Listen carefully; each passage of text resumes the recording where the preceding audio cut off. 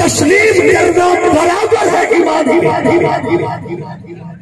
مومن وہ ہے جو سرکار کے کیے ہوئے فیصلے کو دل و جان سے تسلیم کرے، اور اس تسلیم کا مقام کیا ہے؟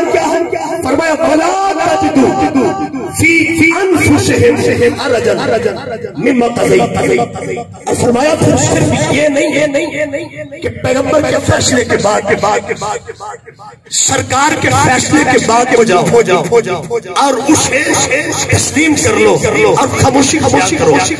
فرمایا پیغمبر کے فیصلے کے سامنے اس طرح تسلیم خم کرنا ہے کہ تمہارے دل میں بھی حضور کے فیصلے کے خلاف سب کتنے فیصلے ہوتے ہیں عدالتوں میں، جس کے خلاف ہوتا ہے وہ دل سے نہیں تسلیم کرتا، پھر بھی وہ انسان رہتا ہے۔ لیکن اللہ فرماتا ہے کہ وہ فیصلہ کرنے والی ذات ہے کہ اگر مصطفیٰ کے فیصلے کے بعد دل میں بھی کوئی حرج پیدا ہوا تو پھر مومن آقا کے فیصلے کے بعد دل میں بھی انتشار پیدا نہیں ہونا چاہیے، یعنی قلب و جان سے حضور کے فیصلے کو تسلیم کریں۔ اور آئیے دیکھتے ہیں ہمارے تھوڑا سا اس کو آواز کو بہتر حضرات گرامی، ہمارے ہاں یہ ہے کہ آپ حضرات کے پاس علاقے بند سے باہمی تنازعات میں لوگ انصاف لینے کے لیے حاضر ہوتے ہیں، اور عدالت میں قانون کے مطابق عدل و انصاف فراہم کیا جاتا ہے۔ لیکن یہاں اس عدالت میں جب فیصلہ ہو جائے تو پھر حق ہے مجرم جس کے خلاف فیصلہ ہوا ہے کہ وہ اس سے بالا عدالت میں رجوع کر سکے۔ توجہ چاہتا ہوں، میں بڑا پڑھا لکھا مجمع ہے لائرز کا، جج صاحبان کا میرے سامنے انتہائی توجہ چاہتا ہوں۔ اس عدالت میں اگر فیصلہ ہو جائے تو مجرم کو حق ہے کہ وہ ہائی کورٹ چلا جائے۔ ہائی کورٹ میں فیصلہ ہوگا، اگر وہ بھی اس کے لیے قابل قبول نہیں ہے تو اسے حق ہے سپریم کورٹ میں چلا جائے۔ کیا میرے پیغمبر بھی ایسے فیصلہ کرنے والے ہیں کہ جن کے فیصلے کے بعد کسی عدالت میں رجوع ممکن ہو؟ توجہ چاہتا ہوں، کیسے فیصلہ کرنے والے ہیں میرے آقا، انتہائی توجہ کا طالب ہوں۔ کیا یہ ممکن ہے کہ حضور فیصلہ کرتے ہیں تو پھر مجرم کسی اور عدالت سے رجوع کرے؟ آئیے سیرت صحابہ پہ نظر کریں۔ حضرات گرامی، ایک دفعہ کا ذکر ہے، ایک واقعہ ہے، ایک یہودی اور ایک مسلمان جسے تاریخ نے منافق لکھا ہے، بظاہر مسلمان تھا۔ ٹاچی کے بارے میں ان کے درمیان نزاع پیدا ہو گیا، جھگڑا۔ مسلمان کہہ رہا تھا کہ ڈاچی میری ہے، یہودی کہہ رہا تھا کہ میری ہے۔ اصل مسئلہ یہ تھا کہ ڈاچی یہودی کی تھی، اور اسلام میں کلمہ پڑھ کے منافقت کا اسلام کا لبادہ اوڑھے ہوئے منافق یہ سمجھ رہے تھے کہ ہم ناجائز قبضہ کر کے جب فیصلہ پیغمبر کے پاس لے کے جائیں گے تو حضور اپنی جماعت کے بندے کے حق میں فیصلہ کریں گے۔ وہ یہ نہیں جانتا تھا کہ اللہ کے عدل کا نام مصطفیٰ ہے۔ توجہ چاہتے ہو، اللہ کی زبان نے اجازت دے ذکر مصطفیٰ میں تو پھر بولنا ضروری ہے۔ اللہ کی سب کی قسم ذکر مصطفیٰ میں وہ بھی بولنا ہے جو زبان ہی نہیں رہے۔ تو سبحان اللہ کہنا، وعدہ کہنا ہے کہ اللہ کی سنت ہے ذکر مصطفیٰ میں۔ آپ دلیل طلب کریں گے، آپ کو کلا ہے کہ آپ نے کہاں سے کہہ دیا کہ اللہ کی سنت ہے؟ بھئی دیکھیے حضور کے تذکرے میں سبحان اللہ کہنا اللہ کی سنت ہے۔ دیکھیے اللہ نے جب حضور کی معراج کا ذکر شروع کیا تو پہلے کہا سبحان الذی اسری بعبدہ۔ اگر بات پہنچی ہے تو کہہ دیں سبحان اللہ، جب زبان اجازت دیں تو کہیں سبحان اللہ۔ اصل میں مسئلہ یہ ہے چونکہ جس نے بات دی ہے تو اس میں مزاح کا بھی حق ہے، تو آپ توجہ فرمائیں۔ اصل میں مسئلہ یہ ہے کہ میرے بھائیوں کے پاس جو آتا ہے دینے آتا ہے، آپ کو ذرا دینا مشکل ہو رہا ہے تو مہربانی فرمائیں بھی تھوڑی سی داد بھی دے دیا کریں، مل کے کہیں سبحان اللہ۔ نہیں آواز نہیں آ رہی، زبانیں بہت زیادہ ہیں، کام بھی بولنا ہے آپ کا انصاف کے لیے، حق کے لیے، تو حق کے لیے بولے نا، سبحان اللہ۔ بہت شکریہ جی، بڑی مہربانی، تکلف فرمایا آپ نے، انتہائی شکر گزار ہوں، توجہ فرمائیں۔ کیا حضور ایسے فیصلہ کرنے والے ہیں کہ جن کے فیصلے کے بعد کسی عدالت سے رجوع ممکن ہو؟ یہودی اور مسلمان میں ڈاچی کے مسئلے پر فیصلہ حضور کی عدالت میں آیا۔ حضور نے ارشاد فرمایا کہ یہ ڈاچی یہودی کی ہے اور مسلمان کو اس سے دستبردار ہونا چاہیے۔ اگر وہ واقعی مسلمان ہوتا تو جس کے کہنے پر رب مان لیا ہے، جس کے کہنے پر انبیاء کو مان لیا ہے، جس کے کہنے پہ جنت اور جہنم کو مان لیا ہے، مان لینا چاہیے تھا کہ ڈاچی یہودی تھی، لیکن اپنے ایمان کا اظہار اس کا حق تھا، تو اس نے کیا کیا؟ چالاکی کی۔ جب اس نے دیکھا نا کہ میں مسلمان ہوں اور آقا نے یہودی کے حق میں فیصلہ دے دیا ہے، یہ ہے عدل و انصاف، حق والے کو ملنا چاہیے، پارٹی والے کو نہیں۔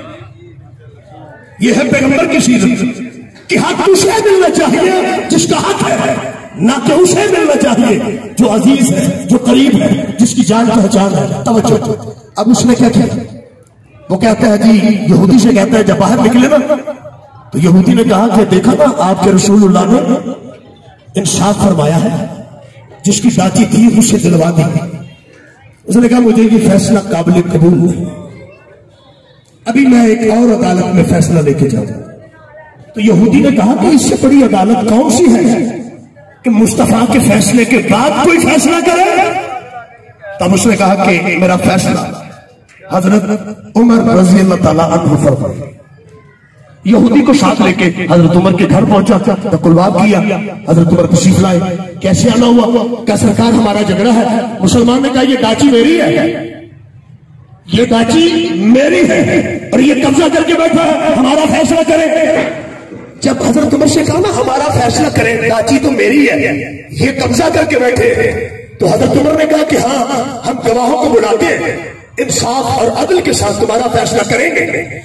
وہ یہودی بول کے کہتے ہیں اے عمر فیصلہ ضرور کرنا، مگر ایک گزارش سن لو، میرے حق میں فیصلہ وہ دے چکا ہے جس کی زبان پر وحی کی مہر ہے، جس کی زبان پر وحی کی مہر ہے، جس کے ہاتھ پہ کلمہ پڑھ کے آپ رضی اللہ ہو گئے، جس نے ویشیوں کو کلمے پڑھا کے انسان بنا دیا ہے، انسان سے مسلمان بنا دیا، ان درجوں پہ بٹھا دیا ہے۔ اب حضرت عمر نے کہا تم دروازے پہ ٹھہرو، میں جلدی واپس آ کے تمہارا فیصلہ کرتا ہوں۔ توجہ، ہر عدالت کے فیصلے کے بعد بڑی عدالت سے رجوع کا حق ہے، مگر مصطفیٰ اتنی بڑی عدالت ہے، حضرت عمر نے فیصلہ کو جواب عطا فرمایا۔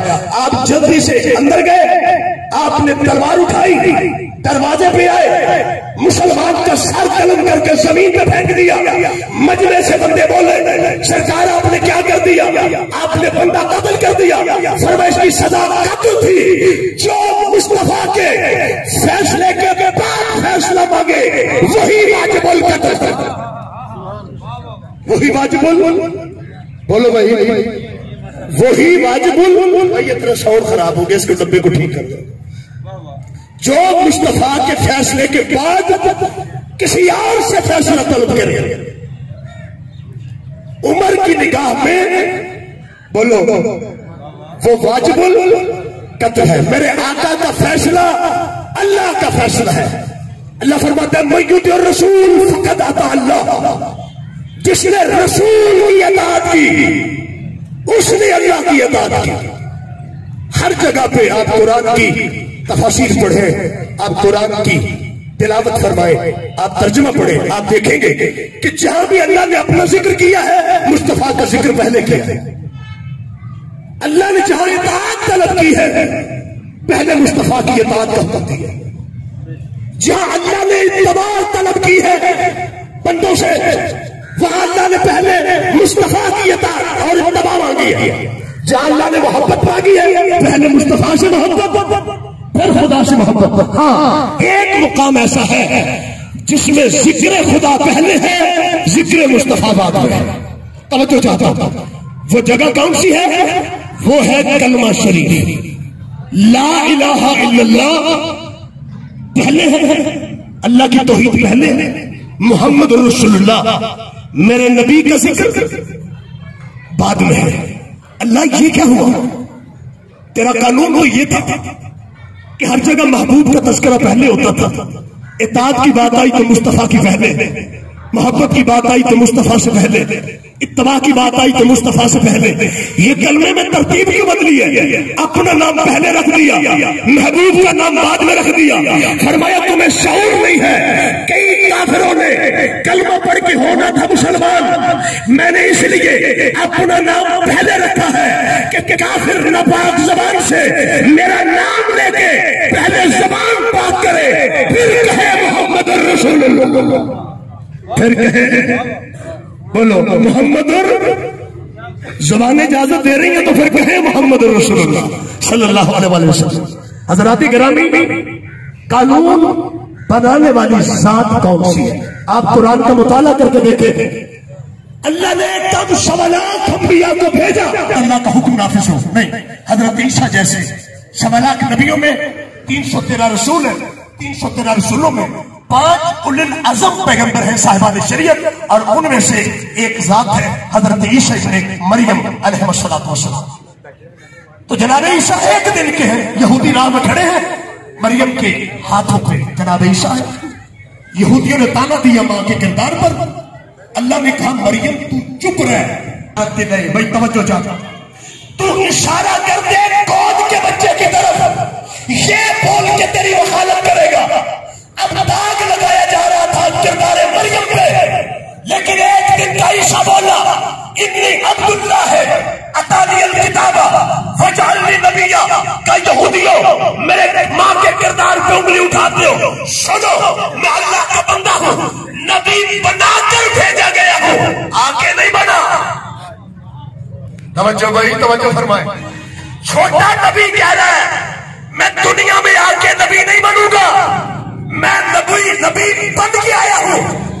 وجعلنی نبیا اتانی الکتاب. اللہ نے مجھے کتاب دے کے بھیجا ہے، اللہ نے مجھے کتاب دے کے بھیجا ہے، نبی بنا کے بھیجا ہے، میں اللہ کا بندہ ہوں. ہے اللہ.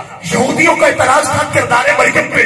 عیسیٰ بولے تو اپنی بات کی کہ میں اللہ کا بندہ ہوں، میں کتاب لے کے آیا ہوں، میں نبی بنا کر بھیجا گیا ہوں. بات کرنی چاہیے تھی ماں کے کردار کی. یہودی دیر چپ کر گئے، مریم کو پاک مان گئے، مطہر مان گئے. بات مریم کی نہیں ہوئی. اللہ نے پیدائشی طور پر صحیفے دے دیے، کتابیں دے دی، قانون دے کے بھیجا، تھیوری دے کے بھیجی. اور جو سب سے بڑا نبی تھا اسے 40 سال کے بعد قرآن دیا. نہ کوئی صحیفہ، نہ کوئی کتاب، نہ کوئی تھیوری، نہ کوئی قانون. اللہ وجہ کیا ہے؟ عیسیٰ چھوٹا ہو کر تھیوری لے کر آیا ہے، قانون لے کر آیا ہے. مصطفیٰ بڑے ہو کر 40 سال کے بعد تھیوری اتر رہی ہے، قانون اتر رہا ہے، شریعت اتر رہی ہے. اللہ نے فرمایا نہ یہ مسیح ہے، نہ یہ کلیم ہے، یہ میرا حبیب ہے. فرمایا ان کا لفظ شریعت کے مطابق، میری دی ہوئی تھیوری کے مطابق. پر اپنے حبیب سے کہا تو باتیں کر، تو گفتگو کر، تو قدم اٹھا، قدم قدم چل، تیری گفتگو اکٹھی کر کے قرآن بنا دوں گا، تیرا کردار اکٹھا کر کے شریعت بنا دوں گا. تیرے نقشے قدم کو شریعت بنا دوں گا، تیری گفتار کے ہر فکرے کو قرآن بنا دوں گا. یہ ہے سیرت مصطفیٰ، یہ ہے صداقت مصطفیٰ. 40 سال بعد قرآن اترا، مگر 40 سالہ زندگی کے لیے چیلنج ہے. حضور کی 40 سالہ پہلی زندگی کا ایک عمل ایسا دکھائے جو کسی آیت کے خلاف ہو. یہ ہے وارث قرآن، یہ ہے قرآن سے زیادہ مطہر، یہ ہے قرآن سے زیادہ پاکیزہ ذات. 40 سالہ زندگی میں قرآن نہیں تھا، مگر 40 سالہ زندگی کا ایک لمحہ ایسا نہیں جو قرآن کے خلاف ہو. تو پھر مجھے یہ کہنے دو سرکار قرآن مصطفیٰ میں اترے، اطاعت مصطفیٰ میں اترے، نقشۂ قدم مصطفیٰ کے مطابق اترے۔ حضرات گرامی، کائنات کو قانون میرے مصطفیٰ نے بخشا ہے، شریعت کو اصول میرے مصطفیٰ نے بخشا ہے۔ کیسے؟ پڑھے لکھا مجمع ہے، آپ قرآن کی تلاوت کرتے ہیں، اللہ کا قرآن میں دعویٰ ہے لا رطب ولا یابس الا فی کتاب مبین، کوئی خشک و تر ایسا نہیں جس کا ذکر قرآن میں موجود نہ۔ بندہ ہاتھ معاشر تک کسے لے چنگا کام ہوتا بھائی صدقہ ہے، حضور سے پوچھا بہترین صدقہ کیا ہے؟ سرکار نے فرمایا مال خرچ کرنا۔ سرکار یہ نہ کر سکے، سرکار نے فرمایا پھر راستے سے کانٹا اٹھا دینا۔ کہ سرکار یہ نہ کر سکے، کہا تو مومنوں کی سلو کروا دینا۔ کہ سرکار یہ نہ کر سکے، کہ پریشان مومن کے لیے مسکرا دینا۔ کہ سرکار یہ بھی نہ کر سکے، فرمایا پھر جینے کا کوئی حل، پھر بندے کو فوت ہو جانا چاہیے جو مسکراہٹ بھی نہ بانٹ سکے۔ میلاد مصطفیٰ سرکار کی آمد کا جشن ہے۔ آپ کسی کے گھر چلے جائیں جہاں بچہ پیدا ہو اور ایسے بیٹھے جیسے آپ تشریف فرما، اب بعض لوگ تو بڑے خوش ہوں گے نا کہ سبحان اللہ مبارکباد دینے آئے ہیں یا فاتحہ پہ آئے ہیں، اب شاد و آباد رکھیں۔ حضرات گرامی، جب آداب یہ ہے جب کسی کی خوشی میں خوش ہونے کے لیے جاتے ہیں تو چہرے مسکراہٹ سے سجا کے جاتے ہیں، چہروں کو پھول بنا کے جاتے ہیں، یہ آداب کا تقاضا ہے۔ تو آپ آقا کی خوشیوں میں تشریف فرما ہے، بسم اللہ۔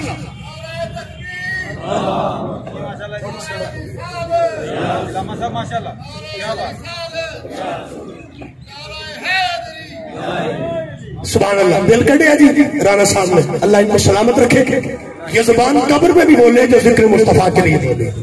آپ کی توجہ ہے جی، آپ کا وقت بھی زیادہ نہیں لینا، لیکن جو میں نے موضوع چھیڑا ہے اس پہ کچھ میں نے گزارشات بھی پیش کرنی ہے۔ حضرات گرامی، میرے آقا کی ذات اللہ کا قانون، جو میرا نبی کہتے وہ قانون، جو میرا نبی کرتے وہ قانون۔ آپ دیکھیں حضرت عیسیٰ جیسے بڑے نبی، اللہ کہتا ہے استخلقوا، قرآن مجید استخلقوا من الطین کہیت الطیر بإذنہ، کہا آقا محمد وہ وقت یاد کرو جب عیسیٰ پرندہ بنانے کے لیے مٹی اٹھاتا تھا تو میری اجازت لیتا تھا۔ یعنی مٹی اٹھانے کا بھی خود سے حق نہیں ہے، پہلے اللہ کی اجازت لے پھر مٹی اٹھائے، پھر اسے پرندہ کی شکل دے تو میری اجازت لے، فتنفخ فیہ فتکون طیرا بإذنی، پھر اسے پھونک مار کے پرندہ بنائے پھر میری اجازت لے۔ قدم قدم پہ جو اذن کا محتاج ہو اسے نبی کہتے ہیں، اور جو انگلی اٹھا کے چاند شک کر دے سورج کو پلٹا دے اسے نبی جو لمبیا کہتے ہیں۔ انا ارسلنا یا نبی یا نبی سیدی مرشدی یا نبی یا نبی، غلام ہے رسول کے غلام، غلام میں رسول میں موت بھی ہے یاد عشق مصطفیٰ۔ سبحان اللہ۔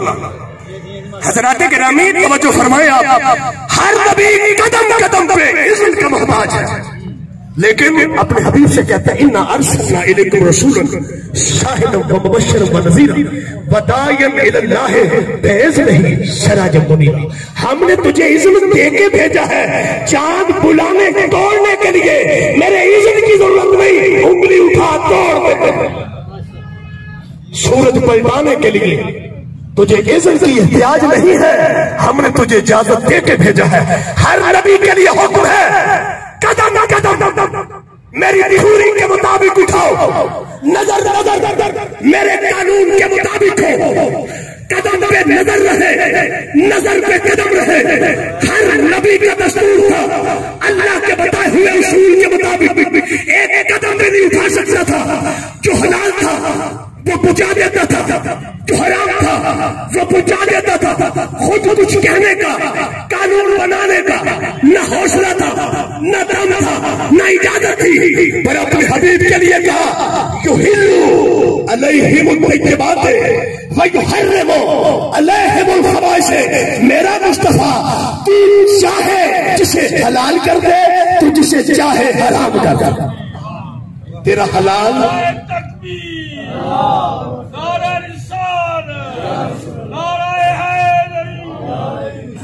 تیرا حلال قیامت تک حلال ہے. بولیے جی تھوڑا سا. تیرا حرام قیامت تک حرام ہے. جو مصطفیٰ حلال کہہ دے وہی حلال ہے، اور میرا مصطفیٰ جسے حرام کہہ دے وہی حرام ہے. اور مصطفیٰ جسے پست کر دے وہ پست ہے، جسے بلند کر دے وہ بلند ہے. میرا آقا جو کہہ دے وہ حق ہے، جو کر دے وہ حق ہے. اسے اپنی بشریت میں نہ ماپنا، اسے بشریت کے لبادے میں نہ دیکھنا، اسے اپنے والے کپڑے پہنا کے اپنی ہی بشری نگاہوں سے نہ دیکھنا. وہ اس سے بلند ہے. ہمارے لیے قانون یہ ہے نماز کا وقت صحیح ہو، کپڑے پاک ہو، قرآن صحیح ہو، ترتیب صحیح ہو. اگر قبلے سے رخ بدل جائے نماز ہوگی کہ باطل؟ ایسے بولو نا، نہیں کر لینا.